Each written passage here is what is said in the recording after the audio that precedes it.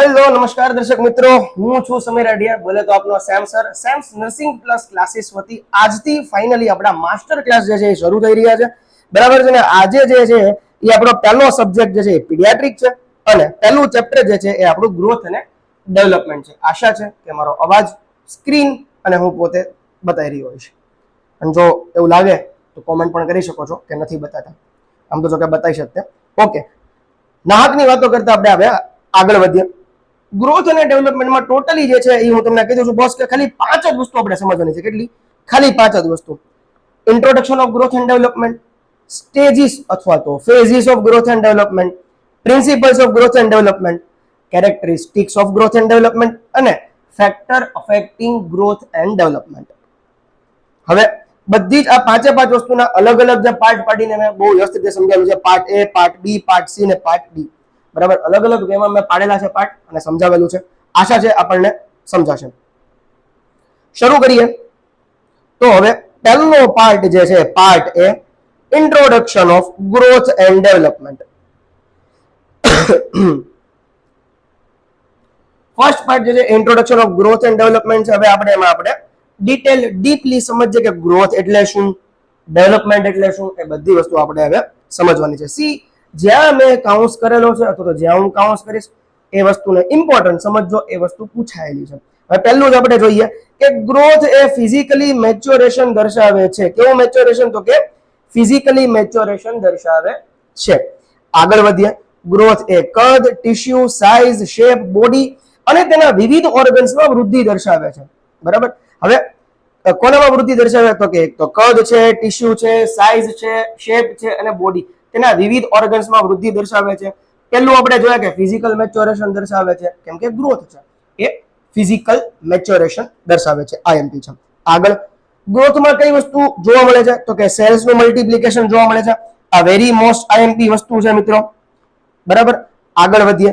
ગ્રોથની લંબાઈ કેમાં માપી શકાય? તો કે સેન્ટીમીટર, મીટર અને ઇંચમાં માપી શકાય છે. હવે ગ્રોથનું વેઇટ જોઈએ તો કિલોગ્રામ, ગ્રામ, પાઉન્ડ એટલે કે એલબી માં હોય છે. આગળ વધીએ.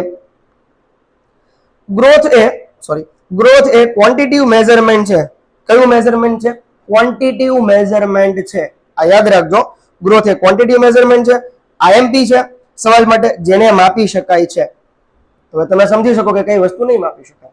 એ આપણે આગળ જોશું. જ્યારે મનુષ્ય મેચ્યોર થાય, મેચ્યોરિટીની વાત કરી છે, એટલે કે અંદાજે 18 વર્ષનો થાય છે ત્યારે તેનો ગ્રોથ અટકે છે.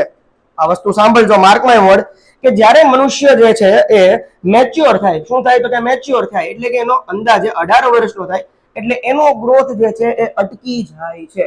એક્ઝામ્પલ તરીકે ગ્રોથ કઈ રીતે અટકે હું તમને જણાવું. કે ધારો કે 15 વર્ષ છે મારી સ્કિન હોય કે 20 વર્ષે મારી સ્કિન હોય, એ શું 45 વર્ષ સુધી રહેશે? નહીં રહે. એટલા માટે ગ્રોથ અટકશે. હવે આપણે આગળ વધીએ. ડેવલપમેન્ટ ઉપર આપણે હવે જઈએ કે ભાઈ ડેવલપમેન્ટ જે છે એ કઈ રીતનું જોવા મળે છે. બરાબર. તો કે ડેવલપમેન્ટ જે છે એ ફિઝિયોલોજીકલ મેચ્યોરેશન દર્શાવે છે. ઓપ્શો બતાતું હોય. ડેવલપમેન્ટ કયું છે? તો કે ફિઝિયોલોજીકલ મેચ્યોરેશન દર્શાવે છે. કયું? ફિઝિયોલોજીકલ મેચ્યોરેશન. હવે આગળ ફંક્શનલ મેચ્યોરેશન જોવા મળે છે. કેવું મેચ્યોરેશન? ફંક્શનલ. આ ફંક્શનલ મેચ્યોરેશન એટલે શું? તો કે ભાઈ કાર્યની પરિપક્વતાને સૂચવે છે.